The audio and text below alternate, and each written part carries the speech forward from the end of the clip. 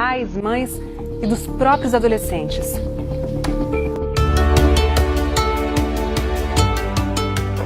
Desde que eu consigo me lembrar, eu me sinto um menino, não uma menina.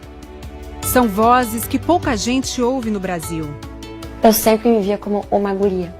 Isso vem uma coisa tão lá do fundo que é difícil explicar. São vozes de crianças e adolescentes transgêneros. São também vozes de pais e mães. Ela falou que dentro dela tinha um tijolo, uma pedra, uma coisa pesando que ela não aguentava mais carregar. As famílias têm dúvidas e medos. Querem proteger os filhos, mas muitas vezes sentem raiva e se sentem fracas diante do que se apresenta dentro de casa. Ela me abraçou e disse que eu teria que enfrentar isso. Estou tentando fazer o melhor que posso. No Brasil, faz pouco tempo que a saúde pública e a sociedade começaram a prestar atenção ao tema. No exterior, as pesquisas e o atendimento são mais avançados. Camille tem 5 anos. Até um ano atrás, ela era Sebastian, nasceu menino. Quando o repórter da BBC pergunta se ela é mais feliz como Sebastian ou Camille, Camille. Mas o Sebastian também não era feliz? Não, Você não acha? não. Por quê?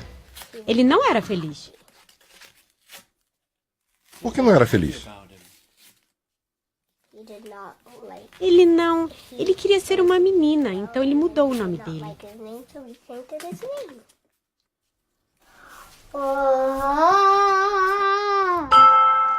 Pode ser que Camille seja transgênero. A palavra é bem abrangente. São as pessoas que se sentem diferentes do gênero com que nasceram. Como outras grandes cidades americanas, São Francisco tem clínicas e hospitais que orientam crianças e adolescentes que são ou que se acham transgêneros. Os pais de Camille vão a um hospital pediátrico tentar entender o que se passa com ela. A gente estava no sofá e o Sebastião me perguntou: mãe, como é que eu posso virar uma menina? A mãe conta que faz mais ou menos um ano que isso vem acontecendo. A psicóloga faz alguns testes que incluem brincadeiras e desenhos. E Camille desenha uma menina. Essa sou eu. A psicóloga conta que crianças bem pequenas podem expressar esse sentimento de pertencer ao outro sexo. Às vezes vejo crianças com 2 ou 3 anos. Por exemplo, os pais falam para a filha: você é uma menina boazinha. E ela responde: não, mamãe, eu sou um menino. E diz que ainda é cedo para ter certeza de que Camille é mesmo transgênero. Os pais ficaram de voltar para mais avaliações.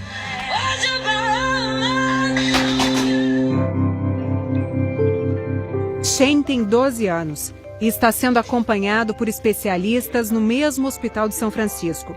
Nasceu menina, quer virar menino. Isso aí no braço dele é um adesivo com medicamentos que bloqueiam a chegada da puberdade. Os medicamentos não deixam as características femininas, no caso de Shane, aparecerem, mas também podem inibir as masculinas quando for o contrário.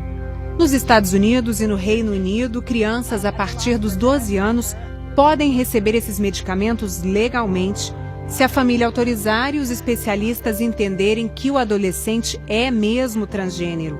Quando tiver 14 anos, o Shane vai poder tomar hormônio masculino para então começar a desenvolver características masculinas, como ter voz mais grossa, pelos no rosto. Não quero ser menina. Quanto mais se estuda a sexualidade humana, mais se descobre quão variada ela é. As famílias podem sofrer muito até perceberem isso. Os pais da Camille continuam preocupados. Sabem que ainda tem muito chão pela frente, mas acreditam no caminho que escolheram. Ficou lindo em você. Isso que a gente viu agora acontece nos Estados Unidos, Canadá, na Holanda, no Reino Unido. Os serviços médicos e sociais conseguiram criar protocolos de atendimento a essa população. E essa conquista estrangeira é o ponto de partida para o trabalho que vem sendo feito aqui no Brasil. Eu visitei os 2 hospitais que atendem crianças e adolescentes transgêneros, um em São Paulo, o outro em Porto Alegre. A transexualidade é essa convicção de que eu nasci com o sexo oposto ao que eu penso que eu sou. A psiquiatria chama de transtorno de identidade de gênero ou disforia de gênero, e disforia significa mal-estar. Hoje em dia as neurociências comprovam que existe um cérebro feminino e um cérebro masculino. O que aconteceria na disforia de gênero é que a genitália se forma num período antes, na gestação, e o cérebro vai se formar depois. Aí, o cérebro pode não combinar com a genitália. Mas por quê? Para a ciência biomédica existem 2 teorias básicas ainda não comprovadas. Uma seria genética. Tem algumas famílias que têm mais casos do que a população em geral.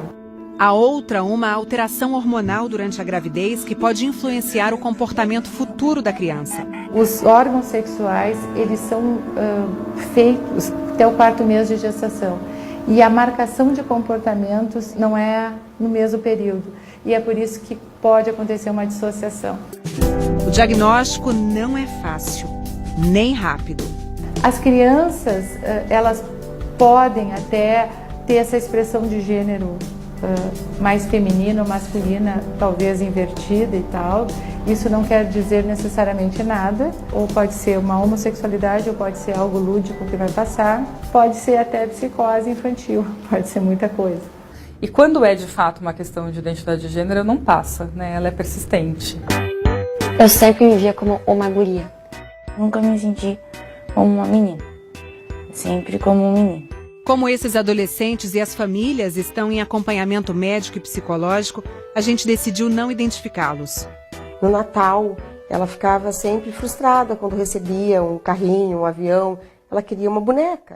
Os pais dessa mocinha de 13 anos, que nasceu menino, não entendiam o que estava acontecendo com ela. Logo que ela começou a andar, a falar, a gente percebeu que ela gostava de coisas de menina. Então a gente começou a não saber lidar com aquele tipo de situação. Botava os sapatos de salto alto da mãe, ela botava os brincos da mãe, e à medida que ela foi crescendo, ela foi, vamos dizer, escondendo essas pequenas diferenças que tinha quando era pequena. Eu pensava que eu não queria decepcionar meus pais, a minha família, os meus amigos, várias pessoas. Aí, quando eu fiz 9 anos, eu decidi contar mesmo. Ela falou que dentro dela tinha um tijolo, uma pedra, uma coisa pesando que ela não aguentava mais carregar. E o que você fez? Ah, coisa que como que mãe faz, né? Abracei e disse que acontecesse o que acontecesse, sempre ela me teria do lado dela. Mas pro meu pai foi um pouquinho difícil. Entrei em depressão, com certeza. Eu procurei minha mãe, ela me abraçou e disse que eu teria que enfrentar isso. Estou tentando fazer o melhor que posso, mas não é fácil. Esse garoto de 16 anos nasceu menina e foi tratado assim até 1 ano atrás, quando abriu o jogo com a mãe. Se ela tivesse percebido, provavelmente ela teria me poupado de muita coisa. Teria sido melhor. Por quê? Porque aí eu não ia ter precisado ser tanto tempo uma menina. A gente percebia por atitudes, mas eu nem conhecia esse termo transgênero, o que é um transgênero. Foi um baque, obviamente, não vou falar que é fácil, que não é fácil. Eu assimilei melhor do que ela, porque para mim, se é uma coisa que já é determinada, não tem por que ficar debatendo sobre, sim, ir atrás e juntos, né? Ela e ele, junto com as famílias, são atendidos de graça nos hospitais de Porto Alegre e São Paulo por equipes que reúnem psiquiatras, psicólogos, assistentes sociais, endocrinologistas pediátricos, ginecologistas. Em São Paulo, o serviço promove reuniões para que as famílias compartilhem suas experiências. Tenho uma filha de 17 anos, mas durante 15 eu tratei ela como menino. A falta de informação me tornou ignorante para poder enxergar a menina. Eu não aceito até hoje Sou sincera, assim, eu tento. Já mudei ele 2 vezes de escola, eu tive que tirar ele por bullying quando ele assumiu. O bullying e todas as questões, como a mudança do nome e o uso dos banheiros, levaram os hospitais a trabalharem junto às escolas. As escolas estão se adaptando muito bem a isso, estão respeitando a questão do nome, estão respeitando a identidade em relação aos banheiros, né, que é uma coisa, o uso do toalete lá, feminino, masculino. E assim como em outros lugares do mundo, o tratamento no Brasil começa na pré-adolescência. E o primeiro passo é o uso de medicamentos para inibir a puberdade. Você evita as transformações físicas que a puberdade acarreta.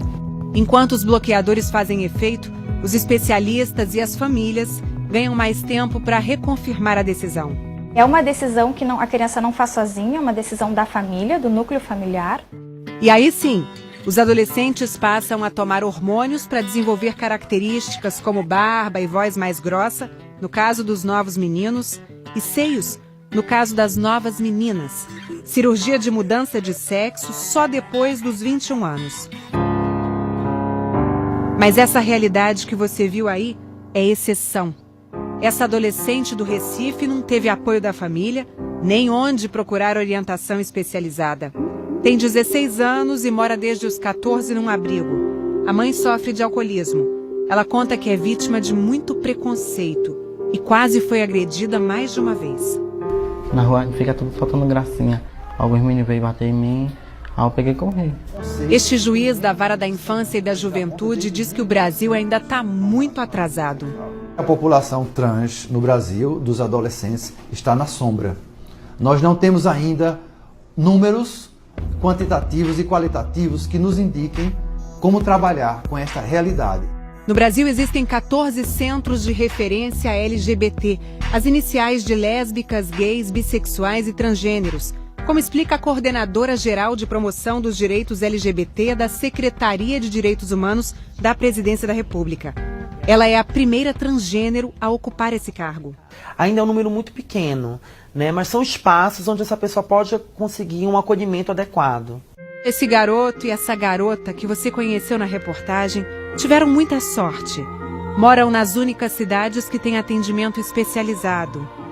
E têm o amor da família. Nós tínhamos um filho triste e hoje nós temos uma filha muito feliz. Ser feliz, ter os meus filhos, ter o meu marido, ter uma família grande, feliz. Eu tenho amigos incríveis, eu tenho uma ótima família, eu sou uma boa pessoa. A minha moral não vai mudar. Dentro de mim já está resolvido quem eu sou, o que eu pretendo ser.